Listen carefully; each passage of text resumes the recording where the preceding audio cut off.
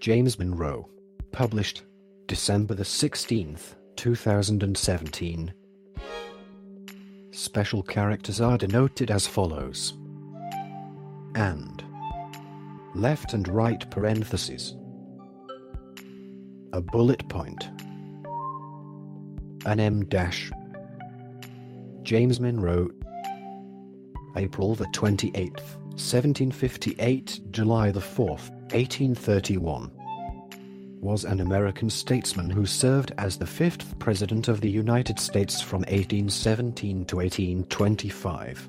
Monroe was the last president among the founding fathers of the United States as well as the Virginian dynasty. He also represented the end of the Democratic-Republican generation in that office. Born in Westmoreland County, Virginia, Monroe was of the planter class and fought in the American Revolutionary War. He was wounded in the Battle of Trenton with a musket ball to his shoulder. After studying law under Thomas Jefferson from 1780 to 1783, he served as a delegate in the Continental Congress. As an anti-federalist delegate to the Virginia Convention that considered ratification of the United States Constitution, Monroe opposed ratification, claiming that it gave too much power to the central government. He took an active part in the new government, and in 1790 he was elected to the Senate of the First United States Congress, where he joined the Democratic Republicans. He gained experience as an executive as the governor of Virginia and rose to national prominence as a diplomat in France, when he helped negotiate the Louisiana Purchase in 1803. During the War of 1812, Monroe served in critical roles as Secretary of State and the Secretary of War under President James Madison. Facing little opposition from the fractured Federalist Party, Monroe was easily elected president in 1816, winning over 80% of the electoral vote and becoming the last president during the first party system era of American politics. As president, he sought to ease partisan tensions, embarking on a tour of the country that was well received. With the ratification of the Treaty of 1818, under the successful diplomacy of his Secretary of State John Quincy Adams, the United States extended its reach from the Atlantic to the Pacific by acquiring harbor and fishing rights in the Pacific Northwest. The United States and Britain jointly occupied the Oregon Country. In addition to the acquisition of Florida, the 1819 Adams on his treaty secured the westernmost section of the southern border of the United States along the 42nd parallel to the Pacific Ocean and represented America's first determined attempt at creating an American global empire. As nationalism surged, partisan fury subsided, and the era of good feelings ensued, until the Panic of 1819 struck, and a dispute over the admission of Missouri embroiled the country in 1820. Nonetheless, Monroe won a unanimous re-election. Monroe supported the founding of colonies in Africa for freed slaves that would eventually form the nation of Liberia, whose capital, Monrovia, is named in his honor. In 1823, he announced the United States' opposition to any European intervention in the recently independent countries of the Americas with the Monroe Doctrine, which became a landmark in American foreign policy. His presidency concluded the first period of American presidential history before the beginning of Jacksonian democracy and the second party system era. Following his retirement in 1825, Monroe was plagued by financial difficulties. He died in New York City on July 4, 1831. He has been generally ranked as an above-average president. Part 1. Early life. James Monroe was born on April 28, 1758, in his parents' house located in a wooded area of Westmoreland County, Virginia. The marked site is 1 mile from the unincorporated community known today as Monroe Hall, Virginia. The James Monroe family home site was listed on the National Register of Historic Places in 1979. His father, Spence Monroe, 1727 to 1774, was a moderately prosperous planter who also practiced carpentry. His mother, Elizabeth Jones, 1730 to 1772, married Spence Monroe in 1752 and they had 5 children: Elizabeth, James, Spence, Andrew, and Joseph Jones. His paternal great-grandfather Patrick Andrew Monroe emigrated to America from Scotland in the mid-17th century. In 1650 he patented a large tract of land in Washington Parish, Westmoreland County, Virginia. Monroe's mother was the daughter of a wealthy Welsh immigrant who had settled in nearby King George County, Virginia. Also among James Monroe's ancestors were French Huguenot immigrants, who came to Virginia in 1700. At age 11, Monroe was enrolled in the lone school in the county. Monroe attended this school for only 11 weeks a year, as his labor was needed on the farm. During this time, Monroe formed a lifelong friendship with an older classmate, John Marshall. Monroe's mother died in 1772, and his father died 2 years later. Though he inherited property from both of his parents, the 16-year-old Monroe was forced to withdraw from school to support his younger brothers. His childless maternal uncle, Joseph Jones, became a surrogate father to Monroe and his siblings. A member of the Virginia House of Burgesses, Jones took Monroe to the capital of Williamsburg, Virginia, and enrolled him in the College of William and Mary. Jones also introduced Monroe to important Virginians such as Thomas Jefferson, Patrick Henry, and George Washington. In 1774, opposition to the British government grew in the 13 colonies in reaction to the Intolerable Acts, and Virginia sent a delegation to the First Continental Congress. Monroe became involved in the opposition to Lord Dunmore, the colonial governor of Virginia, and he took part in the storming of the governor's palace. Part 1. Early Life. Chapter 1. Revolutionary War Service. In early 1776, about a year and a half after his enrollment, Monroe dropped out of college and joined the 3rd Virginia Regiment in the Continental Army. As the fledgling army valued literacy in its officers, Monroe was commissioned with the rank of lieutenant, serving under Captain William Washington. After months of training, Monroe and 700 Virginia infantrymen were called north to serve in the New York and New Jersey campaign. Shortly after the Virginians arrived, Washington led the army in a retreat from New York City into New Jersey and then across the Delaware River into Pennsylvania. In December, Monroe took part in a surprise attack on a Hessian encampment. Though the attack was successful, Monroe suffered a severed artery in the battle and nearly died. In the aftermath of the battle, George Washington cited Monroe and William Washington for their bravery, and promoted Monroe to the rank of captain. After his wounds healed, Monroe returned to Virginia to recruit his own company of soldiers. Monroe's participation in the battle was memorialized in John Trumbull's painting, The Capture of the Hessians at Trenton, December 26, 1776, as well as Emanuel Lutz's Washington Crossing the Delaware. Lacking the wealth to induce soldiers to join his company, Monroe instead asked his uncle to return him to the front. Monroe was assigned to the staff of General William Alexander, Lord Stirling. During this time, Monroe formed a close friendship with the Marquis de Lafayette, a French volunteer who encouraged Monroe to view the war as part of a wider struggle against religious and political tyranny. Monroe served in the Philadelphia campaign and spent the winter of 1777 to 1778 at the encampment of Valley Forge, sharing a log hut with Marshall. After serving in the Battle of Monmouth, the destitute Monroe resigned his commission in December 1778 and joined his uncle in Philadelphia. After the British captured Savannah, the Virginia legislature decided to raise 4 regiments, and Monroe returned to his native state, hoping to receive his own command. With letters of recommendation from Washington, Stirling, and Alexander Hamilton, Monroe received a commission as a lieutenant colonel and was expected to lead one of the regiments, but recruitment again proved to be an issue. On the advice of Jones, Monroe returned to Williamsburg to study law, becoming a protege of Virginia Governor Thomas Jefferson.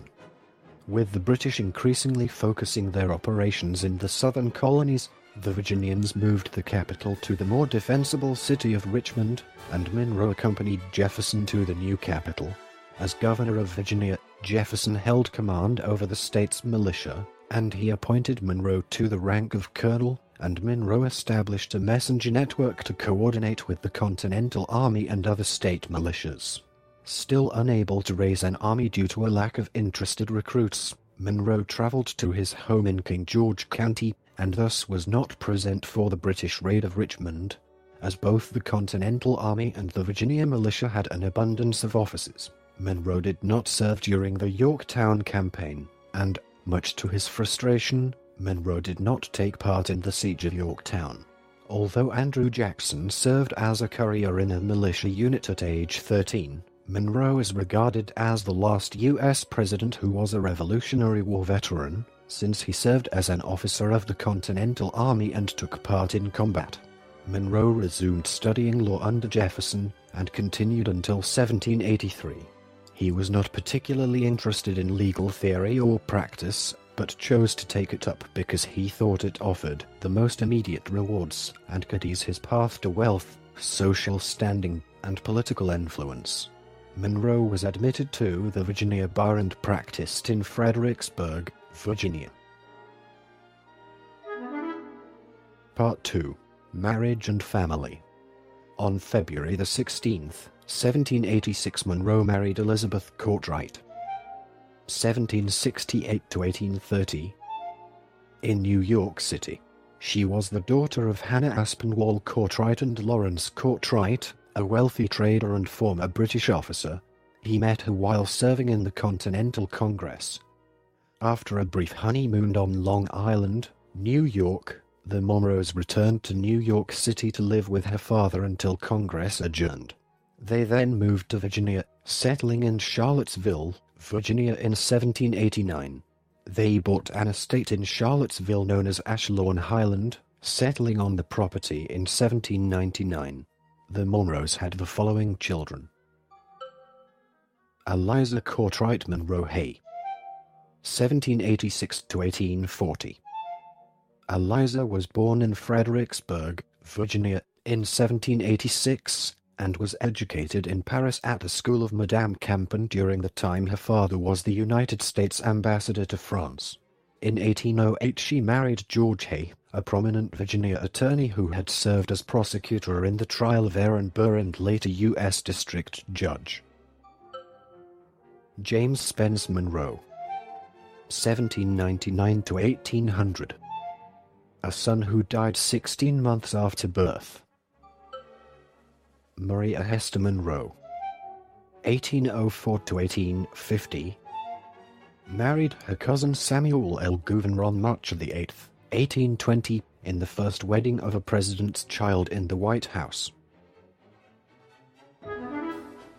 Part 3. Plantations and Slavery. Monroe sold his small inherited Virginia plantation in 1783 to enter law and politics. He later fulfilled his youthful dream of becoming the owner of a large plantation and wielding great political power, but his plantation was never profitable. Although he owned much more land and many more slaves, and speculated in property, he was rarely on site to oversee the operations. Overseers treated the slaves harshly to force production, but the plantations barely broke even. Monroe incurred debts by his lavish and expensive lifestyle and often sold property, including slaves, to pay them off. Overseers moved or separated slave families from different Monroe plantations in accordance with production and maintenance needs of each satellite plantation. One of Monroe's slaves named Daniel often ran away from his plantation in Albemarle County to visit other slaves or separated family members. Monroe commonly referred to Daniel as a scoundrel and described the worthlessness of Daniel as a runaway slave. The practice of moving and separating slave families was common treatment of slaves in the South. Part 4. Early Political Career. Part 4. Early Political Career. Chapter 1. Virginia Politics. Monroe was elected to the Virginia House of Delegates in 1782.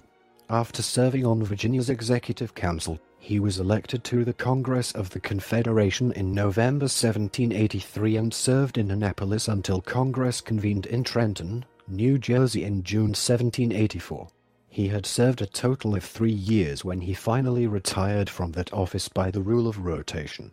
By that time, the government was meeting in the temporary capital of New York City.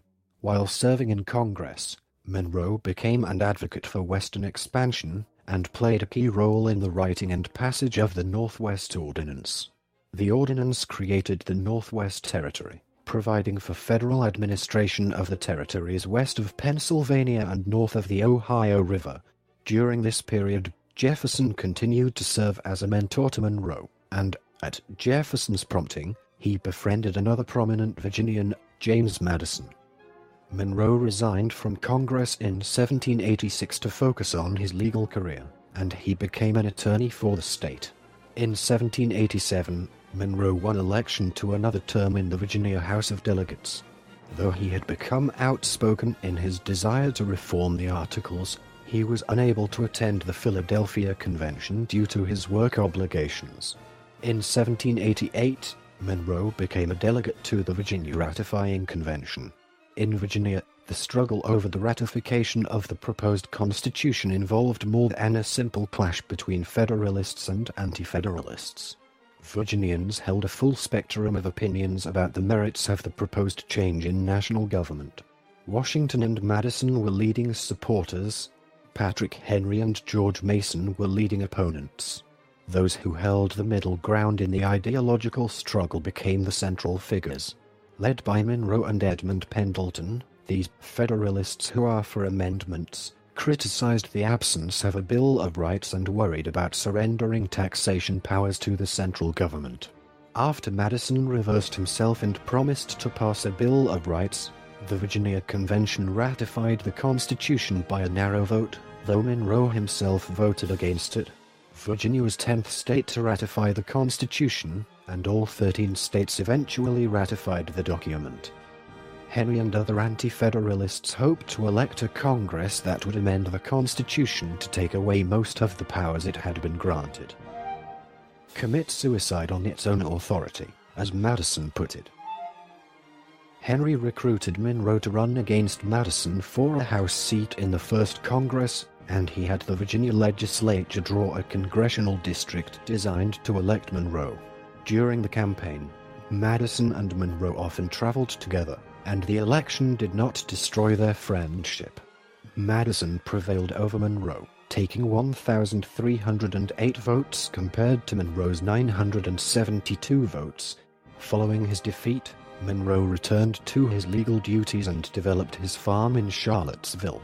After the death of Senator William Grayson in 1790, Monroe was elected to serve the remainder of Grayson's term. During the presidency of George Washington, U.S. politics became increasingly polarized between the supporters of Secretary of State Jefferson and the Federalists, led by Secretary of the Treasury Alexander Hamilton. Monroe stood firmly with Jefferson in opposing Hamilton's strong central government and strong executive. As the 1790s progressed, the French Revolutionary Wars came to dominate U.S. foreign policy, with British and French raids both threatening U.S. trade with Europe. Like most other Jeffersonians, Monroe supported the French Revolution, but Hamilton's followers tended to sympathize more with Britain. In 1794, hoping to find a way to avoid war with both countries, Washington appointed Monroe as his ambassador to France. At the same time, he appointed the Anglophile Federalist John Jay as his ambassador to the United Kingdom. Part 4. Early Political Career. Chapter 2. Ambassador to France. After arriving in France, Monroe addressed the National Convention, receiving a standing applause for his speech celebrating republicanism. He experienced several early diplomatic successes, including the protection of U.S. trade from French attacks. He also used his influence to win the release of Thomas Paine and Adrienne de Lafayette, the wife of the Marquis de Lafayette.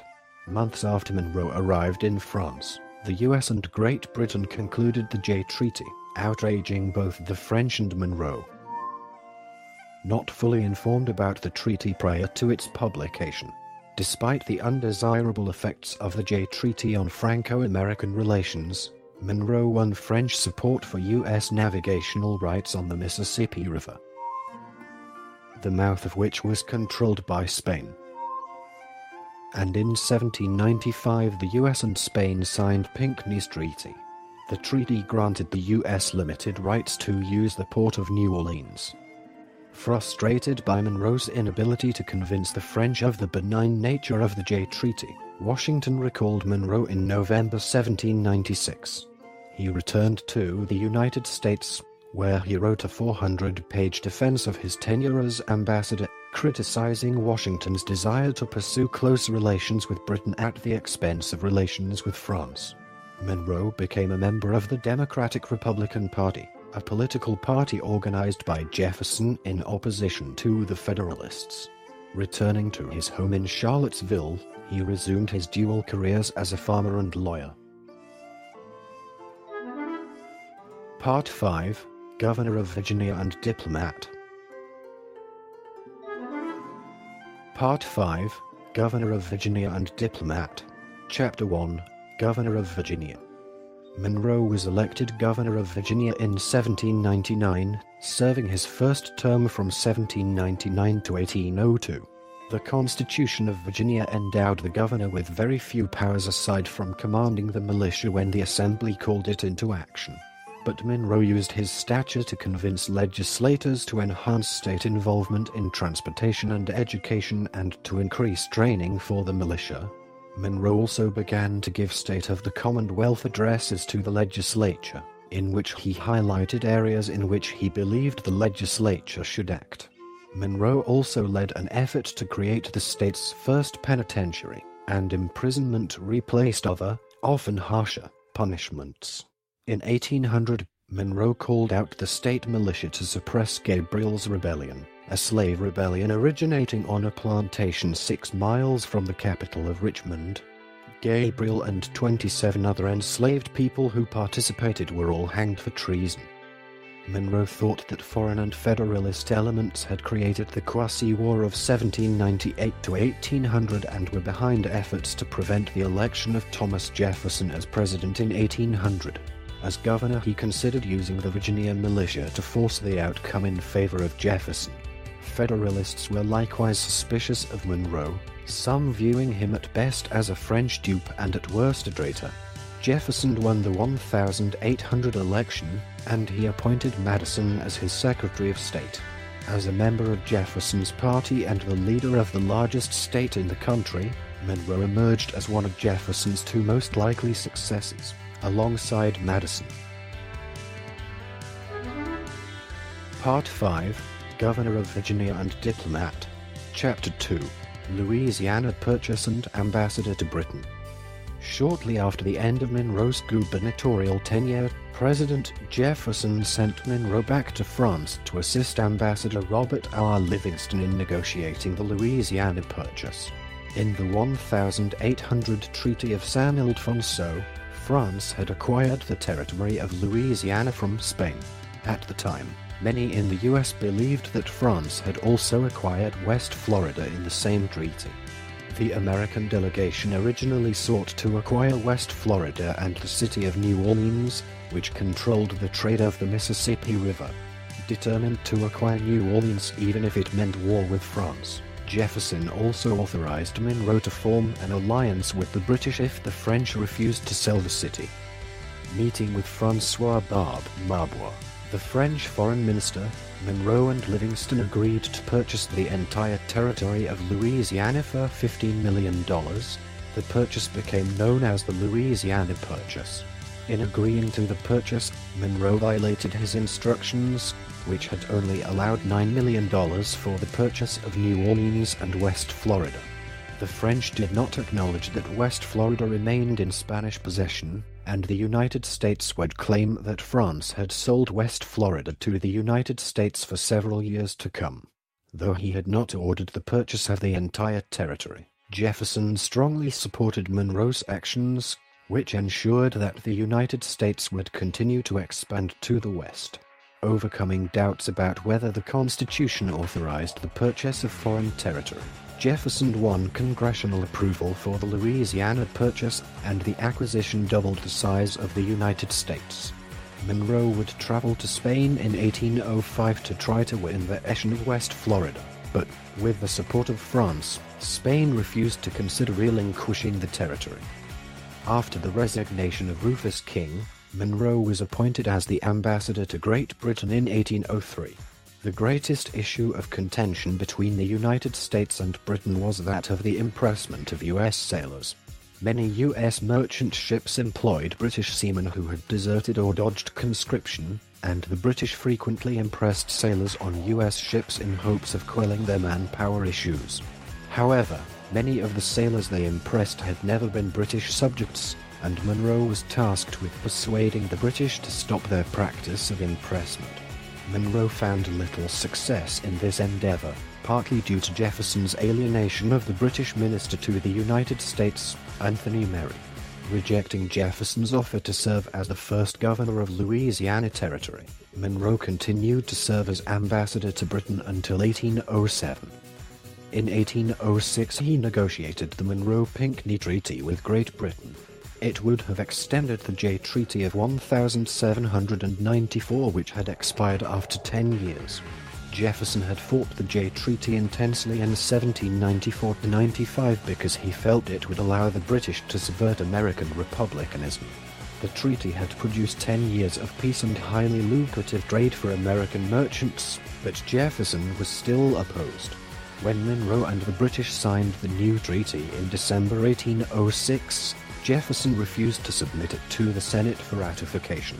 Although the treaty called for 10 more years of trade between the United States and the British Empire and gave American merchants guarantees that would have been good for business, Jefferson was unhappy that it did not end the hated British practice of impressment, and refused to give up the potential weapon of commercial warfare against Britain. The president made no attempt to obtain another treaty, and as a result, the two nations drifted from peace toward the War of 1812. Monroe was severely pained by the administration's repudiation of the treaty, and he fell out with Secretary of State James Madison. Part 5, Governor of Virginia and Diplomat. Chapter 3, 1808 Election and the Quids. On his return to Virginia in 1807, Monroe received a warm reception, and many urged him to run in the 1808 presidential election. After Jefferson refused to submit the Monroe-Pinckney Treaty, Monroe had come to believe that Jefferson had snubbed the treaty out of the desire to avoid elevating Monroe above Madison in 1808.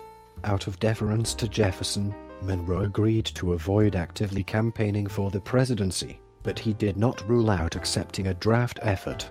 The Democratic-Republican Party was increasingly factionalized, with old Republicans, or Quids, denouncing the Jefferson administration for abandoning what they considered to be true Republican principles. The Quids tried to enlist Monroe in their cause. The plan was to run Monroe for president in the 1808 election in cooperation with the Federalist Party, which had a strong base in New England. John Randolph of Roanoke led the Quid effort to stop Jefferson's choice of Madison. However, the regular Democratic Republicans overcame the Quids in the nominating caucus, kept control of the party in Virginia, and protected Madison's base. Madison succeeded Jefferson as president, defeating Federalist Charles Cotesworth Pinckney in the election. Monroe won 3,400 votes in Virginia, but received little support elsewhere. After the election, Monroe quickly reconciled with Jefferson, but did not speak with Madison until 1810. Returning to private life, he devoted his attentions to farming at his Charlottesville estate. Part 6, Secretary of State and Secretary of War. Part 6, Secretary of State and Secretary of War. Chapter 1, War of 1812. Monroe returned to the Virginia House of Burgesses and was elected to another term as governor in 1811, but served only 4 months. In April 1811, Madison appointed Monroe as Secretary of State in hopes of shoring up the support of the more radical factions of the Democratic Republicans. Madison also hoped that Monroe, an experienced diplomat with whom he had once been close friends, would improve upon the performance of the previous Secretary of State, Robert Smith. Madison assured Monroe that their differences regarding the Monroe-Pinckney Treaty had been a misunderstanding, and the two resumed their friendship. On taking office, Monroe hoped to negotiate treaties with the British and French to end the attacks on American merchant ships. While the French agreed to reduce the attacks and release seized American ships, the British were less receptive to Monroe's demands. Monroe had long worked for peace with the British, but he came to favor war with Britain, joining with war hawks such as Speaker of the House Henry Clay. With the support of Monroe and Clay, Madison asked Congress to declare war upon the British, and Congress complied on June 18, 1812, thus beginning the War of 1812. The war went very badly, and the Madison administration quickly sought peace, but were rejected by the British. The U.S. Navy did experience several successes after Monroe convinced Madison to allow the Navy's ships to set sail rather than remaining in port for the duration of the war. After the resignation of Secretary of War William Eustis, Madison asked Monroe to serve in dual roles as Secretary of State and Secretary of War, but opposition from the Senate limited Monroe to serving as acting Secretary of War until Brigadier General John Armstrong won Senate confirmation. As the war dragged on, the British offered to begin negotiations in Ghent, and the United States sent a delegation led by John Quincy Adams to conduct negotiations. Monroe allowed Adams leeway in setting terms, so long as he ended the hostilities and preserved American neutrality. When the British burned the U.S. Capitol and the White House on August 24, 1814, Madison removed Armstrong as Secretary of War and turned to Monroe for help, appointing him Secretary of War on September 27. Monroe resigned as Secretary of State on October 1, 1814, but no successor was ever appointed, and thus from October 1814 to February 28, 1815, Monroe effectively held both cabinet posts. Now in command of the war effort, Monroe ordered General Andrew Jackson to defend against a likely attack on the city by the British, and he asked the governors of nearby states to send their militias to reinforce Jackson. He also called on Congress to draft an army of 100,000 men, increase compensation to soldiers, and establish a new national bank to ensure adequate funding for the war effort. Months after taking office as Secretary of War, the war ended with the signing of the Treaty of Ghent. The treaty resulted in a return to the status quo ante bellum, and many outstanding issues between the United States and Britain remained. But Americans celebrated the end of the war as a great victory, partly due to the news of the treaty reaching the United States shortly after Jackson's victory in the Battle of New Orleans. With the end of the Napoleonic Wars in 1815, the British also ended the practice of impressment. After the war, Congress authorized the creation of a national bank in the form of the Second Bank of the United States. Part 6. Secretary of State and Secretary of War. Chapter 2. Election of 1816. Monroe decided to seek the presidency in the 1816 election, and his wartime leadership had established him as Madison's heir apparent. Monroe had strong support from many in the party, but his candidacy was challenged at the 1816 Democratic-Republican Congressional Nominating Caucus. Secretary of the Treasury William H. Crawford had the support of numerous Southern and Western congressmen, while Governor Daniel D. Tompkins was supported by several congressmen from New York. Despite a substantial backing, Crawford decided to defer to Monroe on the belief that he could eventually run as Monroe's successor, and Monroe won his party's nomination. Tompkins won the party's vice presidential nomination. The Morab and Federalists nominated Rufus King as their presidential nominee, but the party offered little opposition following the conclusion of a popular war that they had opposed.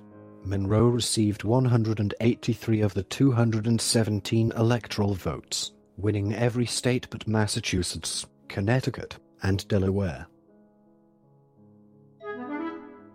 Part 7, Presidency. Part 7, Presidency. Chapter 1, Domestic Affairs. Chapter 1, Domestic Affairs. Section 1, Democratic-Republican Party Dominance.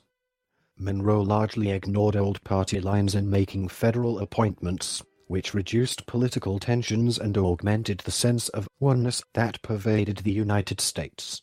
He made 2 long national tours to build national trust. At Boston, a newspaper hailed his 1817 visit as the beginning of an era of good feelings. Frequent stops on his tours included ceremonies of welcome and expressions of goodwill.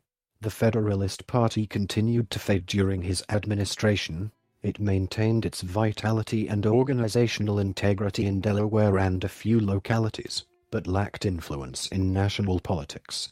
Lacking serious opposition, the Democratic-Republican Party's Congressional Caucus stopped meeting, and for practical purposes the party stopped operating.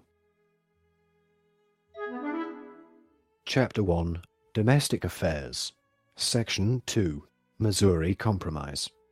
In February 1819, a bill to enable the people of the Missouri Territory to draft a constitution and form a government preliminary to admission into the Union came before the House of Representatives. During these proceedings, Congressman James Talmadge, Jr. of New York, tossed a bombshell into the era of good feelings by offering the Talmadge Amendment, which prohibited the further introduction of slaves into Missouri and required that all future children of slave parents therein should be free at the age of 25 years. After 3 days of rancorous and sometimes bitter debate, the bill, with Talmadge's amendments, passed. The measure then went to the Senate, where both amendments were rejected. A House-Senate Conference Committee was unable to resolve the disagreements on the bill, and so the entire measure failed. The ensuing debates pitted the Northern restrictionists and anti-slavery legislators who wished to bar slavery from the Louisiana territories against Southern anti-restrictionists, pro-slavery legislators who rejected any interference by Congress inhibiting slavery expansion. During the following session, the House passed a similar bill with an amendment introduced on January 26, 1820, by John West Taylor of New York, allowing Missouri into the Union as a slave state. The question had been complicated by the admission in December of Alabama, a slave state, making the number of slave and free states equal. In addition, there was a bill in passage through the House. January 3, 1820, to admit Maine as a free state. The Senate decided to connect the 2 measures.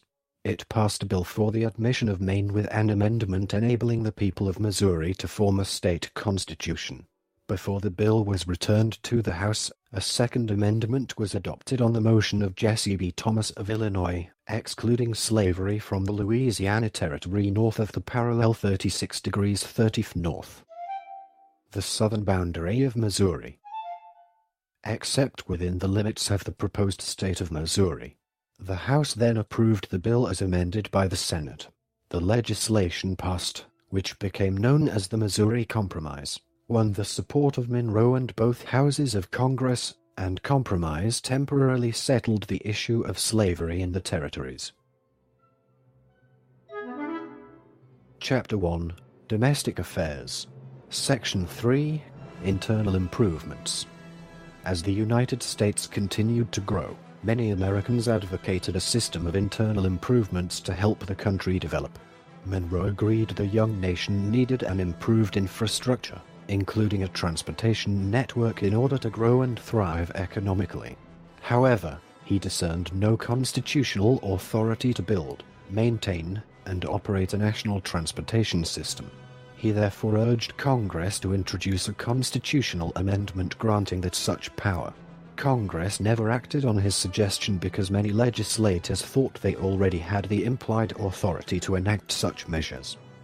In 1822, a bill to authorize the collection of tolls on the Cumberland Road, which provided for yearly improvements to the road, was vetoed by the president. In an elaborate essay, Monroe set forth his views on the constitutional aspects of a policy of internal improvements. Congress might appropriate money, he admitted, but it could not undertake the construction of national works nor assume jurisdiction over them. For the moment, the drift toward a larger participation of the national government in internal improvements was stayed. Citation needed.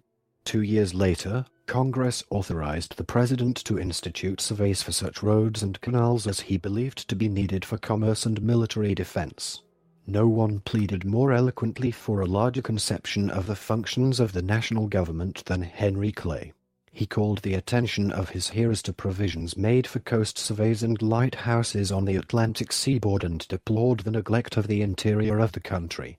Of the other presidential candidates, Jackson voted in the Senate for the General Survey Bill, and Adams left no doubt in the public mind that he did not reflect the narrow views of his section on this issue.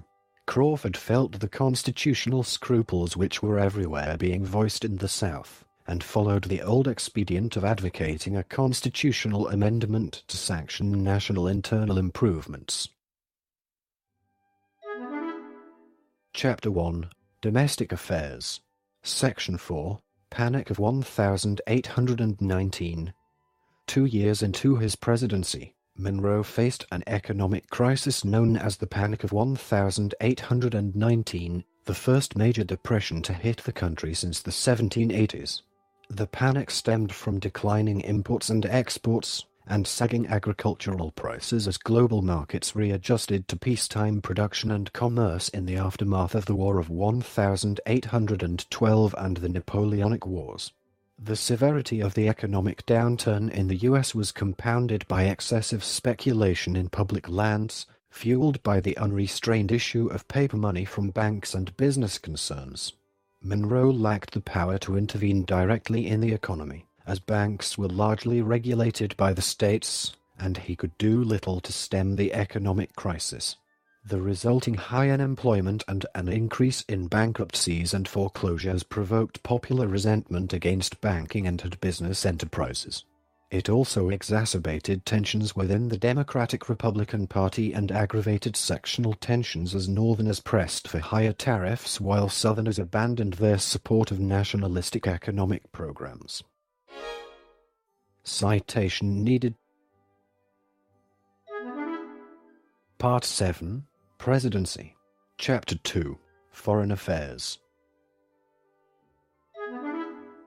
Chapter 2. Foreign Affairs. Section 1. Treaties with Britain and Russia. Monroe pursued warm relations with Britain in the aftermath of the War of 1812. In 1817 the United States and Britain signed the Rushbagott Treaty, which regulated naval armaments on the Great Lakes and Lake Champlain and demilitarized the border between the U.S. and British North America. The Treaty of 1818, also with Great Britain, was concluded October 20th, 1818, and fixed the present Canada-United States border from Minnesota to the Rocky Mountains at the 49th parallel. The accords also established a joint U.S. British occupation of Oregon Country for the next 10 years.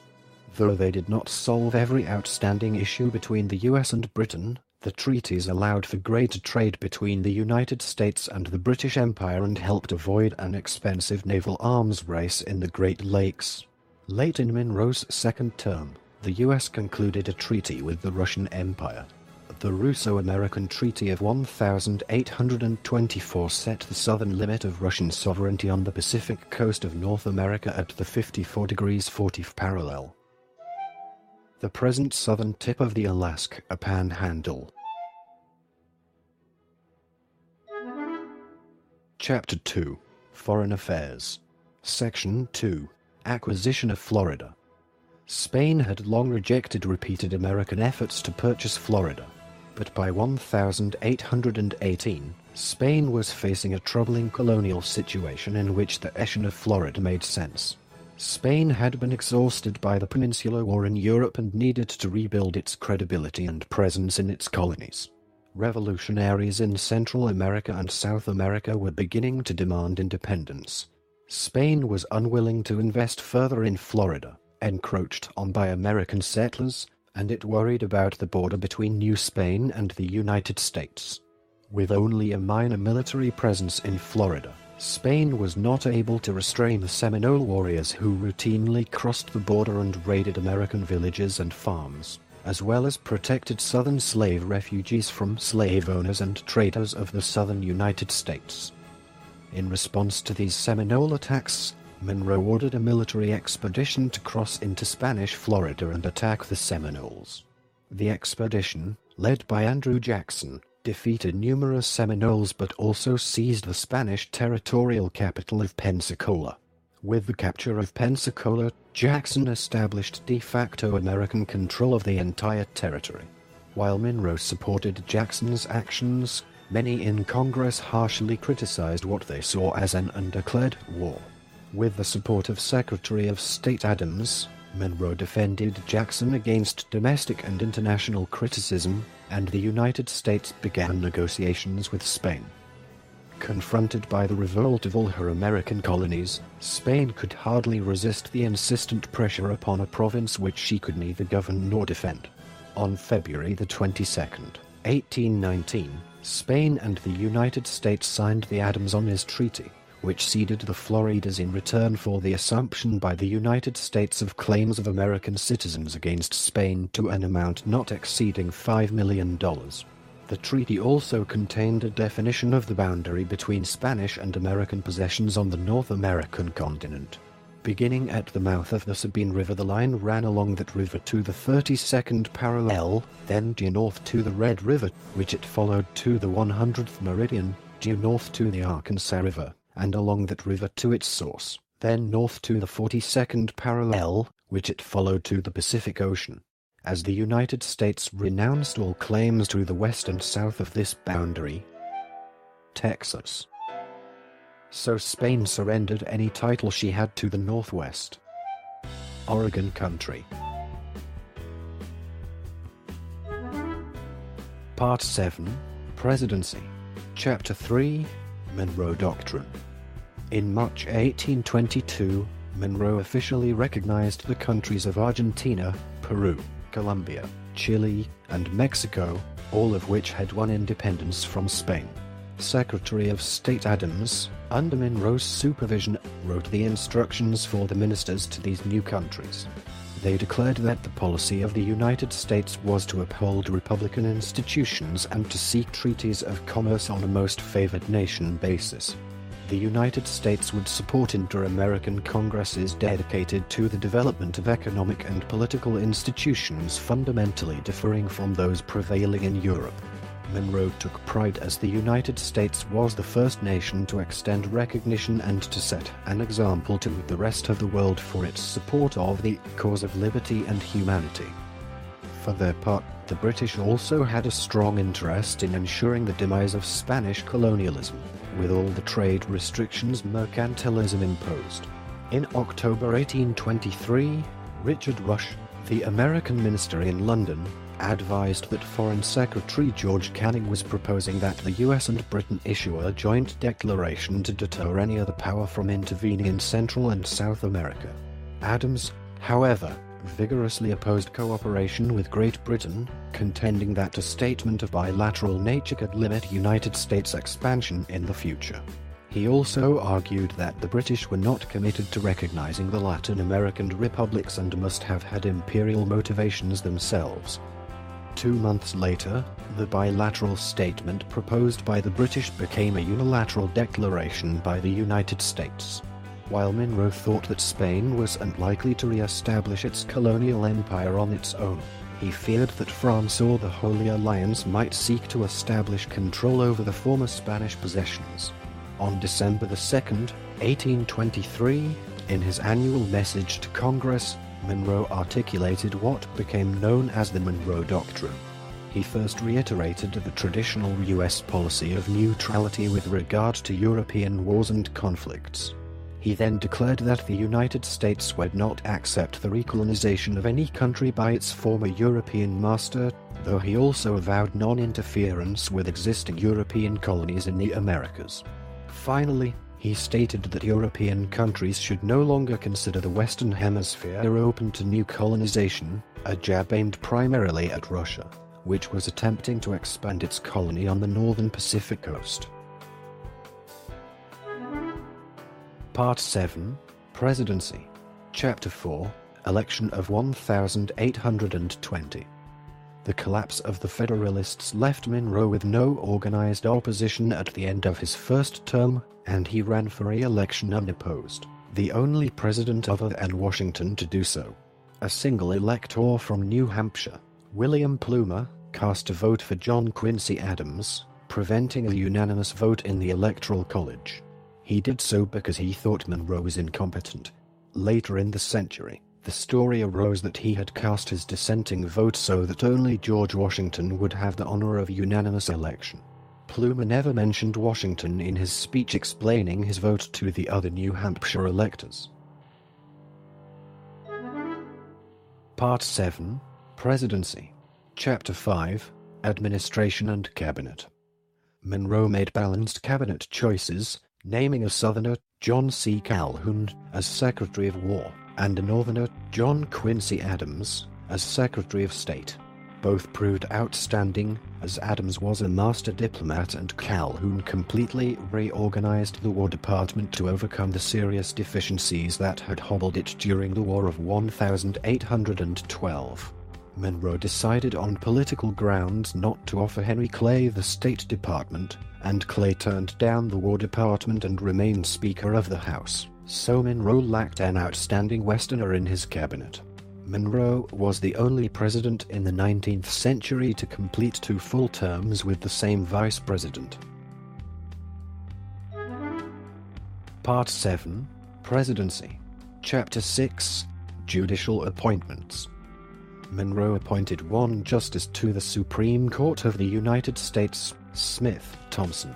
He appointed 21 other federal judges, all to United States District Courts. Part 7, Presidency. Chapter 7, States admitted to the Union. 5 new states were admitted to the Union while Monroe was in office. Mississippi. December 10, 1817. Illinois. December 3, 1818. Alabama. December 14, 1819. Maine. March 15, 1820. Missouri. August 10, 1821. Part 8, Post-Presidency. When his presidency ended on March 4, 1825, James Monroe resided at Monroe Hill, what is now included in the grounds of the University of Virginia. He served on the university's Board of Visitors under Jefferson and under the second rector James Madison, both former presidents, almost until his death. He and his wife lived in Oak Hill, Virginia, until Elizabeth's death on September 23, 1830. In August 1825, the Monroes had received the Marquis de Lafayette and President John Quincy Adams as guests there.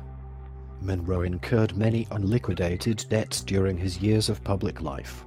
He sold off his Highland plantation, now called Ashlawn Highland. It is now owned by his alma mater, the College of William and Mary, which has opened it to the public as a historic site. Throughout his life, he was financially insolvent, and this was exacerbated by his wife's poor health. Monroe was elected as a delegate to the Virginia Constitutional Convention of 1829 to 1830. He was one of 4 delegates elected from the senatorial district made up of his home district of Loudoun and Fairfax County. In October 1829, he was elected by the convention to serve as the presiding officer, until his failing health required him to withdraw on December 8, after which Philip Pendleton Barber of Orange County was elected presiding officer. Upon Elizabeth's death in 1830, Monroe moved to New York City to live with his daughter Maria Hester Monroe Gouvin, who had married Samuel L. Gouvin. Monroe's health began to slowly fail by the end of the 1820s. On July 4, 1831, Monroe died from heart failure and tuberculosis, thus becoming the third president to have died on Independence Day. His death came 55 years after the United States Declaration of Independence was proclaimed and 5 years after the death of John Adams and Thomas Jefferson. Monroe was originally buried in New York at the Gouvin family's vault in the New York City Mobile Cemetery. 27 years later, in 1858, his body was reinterred at the President's Circle in Hollywood Cemetery. The James Monroe Tomb is a U.S. National Historic Landmark. Citation needed. Part 9. Religious Beliefs. When it comes to Monroe's thoughts on religion, historian Bliss Iserly notes, less is known than that of any other president. No letters survive in which he discussed his religious beliefs. Nor did his friends, family or associates comment on his beliefs. Letters that do survive, such as ones written after the death of his son, contain no discussion of religion. Monroe was raised in a family that belonged to the Church of England when it was the state church in Virginia before the Revolution. As an adult, he attended Episcopal churches. Some historians see deistic tendencies in his few references to an impersonal God. Unlike Jefferson, Monroe was rarely attacked as an atheist or infidel. In 1832, James Renwick Wilson, a Reformed Presbyterian minister in Albany, New York, criticized Monroe for having lived and died like a second-rate Athenian philosopher. Part 10. Slavery. Monroe owned dozens of slaves. According to William Seal, he took several slaves with him to Washington to serve at the White House from 1817 to 1825. This was typical of other slaveholders, as Congress did not provide for domestic staff of the presidents at that time. As president of Virginia's Constitutional Convention in the fall of 1829, Monroe reiterated his belief that slavery was a blight which, even as a British colony, Virginia had attempted to eradicate. What was the origin of our slave population? He rhetorically asked. The evil commenced when we were in our colonial state, but acts were passed by our colonial legislature, prohibiting the importation of more slaves into the colony. These were rejected by the Crown. To the dismay of states' rights proponents, he was willing to accept the federal government's financial assistance to emancipate and transport freed slaves to other countries. At the convention, Monroe made his final public statement on slavery, proposing that Virginia emancipate and deport its bondsmen with the aid of the Union. Monroe was part of the American Colonization Society, which supported the establishment of colonies outside of the United States for free African Americans.